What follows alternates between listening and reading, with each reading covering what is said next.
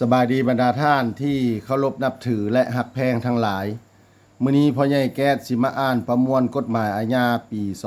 2017 มาตรา 201 การลุลูกโดยบ่ถูกต้องตามกฎหมาย บุคคลใดหากได้ทำการลุลูกให้ผู้อื่นอย่างผิดกฎหมาย จะถูกลงโทษตัดอิสรภาพแต่1 ปีหา3 ปี และจะถูกปรับใหม่แต่5 ล้านกีบหา15 ล้านกีบในกรณี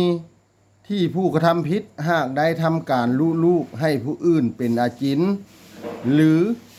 ในกรณีที่การลุลูกโดยบ่ถูกต้องตามกฎหมายนั้นหากเฮ็ดให้สุขภาพของแม่สุดโทรมหรือเฮ็ดให้แม่เสียชีวิตจะถูกลงโทษตัดอิสรภาพแต่5 ปีหา7 ปีและจะถูกปรับใหม่แต่7 ล้านกีบหา20 ล้านกีบ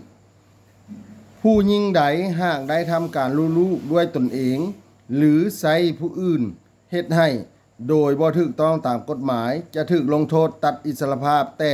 3 เดือนหา1 ปีและจะถูกปรับใหม่แต่3 ล้านกีบหา10 ล้านกีบความพยายามก่อการกระทำผิดก็จะถูกลงโทษถ้าถึกใจให้กดไลค์กดแชร์กดติดตามพ่อใหญ่แก๊สเด้อถ้ายังให้พ่อใหญ่แก๊สอ่านกฎหมายหยังมาตราใดให้คอมเมนต์มาเด้อขอบใจ